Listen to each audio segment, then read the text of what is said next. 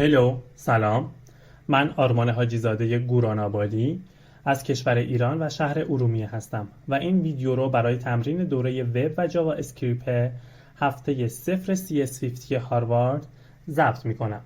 تو این درس ها یاد گرفتیم که میتونیم با استفاده از تگ فرم یک فرم HTML ایجاد کنیم و با استفاده تگ های اینپوت فیلد های ورودی برای اون فرم بسازیم.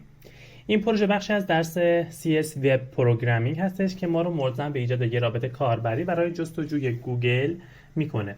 برای این پروژه ما 3 صفحه مورد نیاز داریم.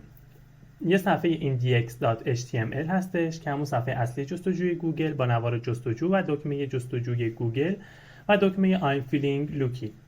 بعد صفحه بعدی image.html هستش، صفحه جستجوی تصاویر گوگل با نوار جستجو و دکمه جستجو.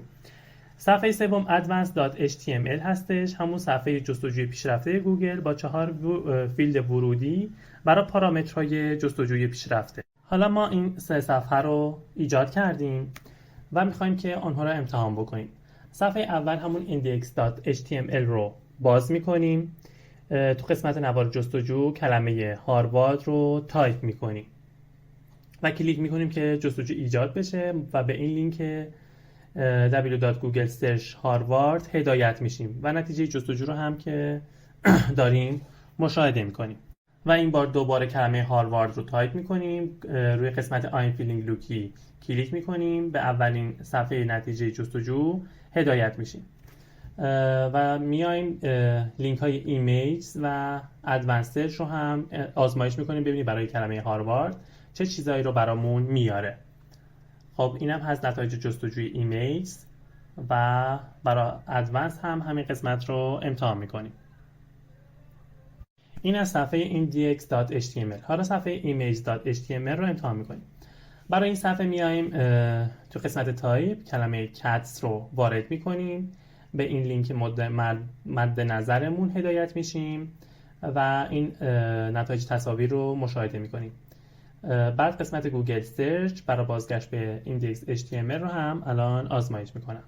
اینم از نتایج کس برای این قسمت. حالا ما 2 تا صفحه index.html و image.html رو امتحان کردیم، میریم سراغ advanced HTML. خب حالا صفحه advanced search رو باز میکنیم. برای 4 پارامترش قسمت all these words computer science وارد کردیم. برای قسمت بعدی که this exact words of phrase machine learning، بعد any of these words AI neural رو وارد کردم و حالا none of these words update رو وارد میکنیم و روی قسمت search جستجو میزنیم، به این لینک مد نظر هدایت میشیم. حالا لینک گوگل سرچ رو هم میزنیم برای بازگشت به قسمت index.html. این از تست هر 3 صفحه همون بود که چطوری کار میکنن. حالا به قسمت کد نویسیمون وارد میشیم و بخش‌های مختلف کد رو توضیح میدم. در کد نویسی index.html تگ فرم با اکشن http.google.com/search و متد get داده ها رو به سرور گوگل ارسال میکنه. بعد این بخش input type مساوی text name q فیلد ورودی برای عبارت جستجو که به پارامتر q در URL تبدیل میشه.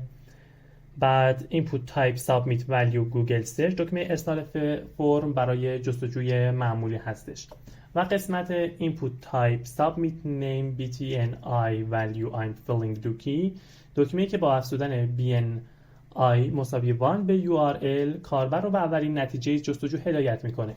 حالا برای image HTML تگ فرم مشابه index HTML کار میکنه، اما شامل ایش برای مشخص کردن جستجوی تصاویر هستش.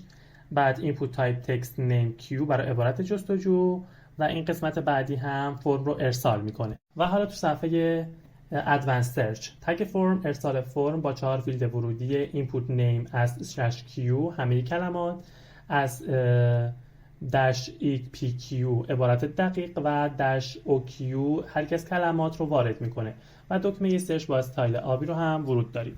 این از پروژه من بود و امیدوارم موفق باشیم.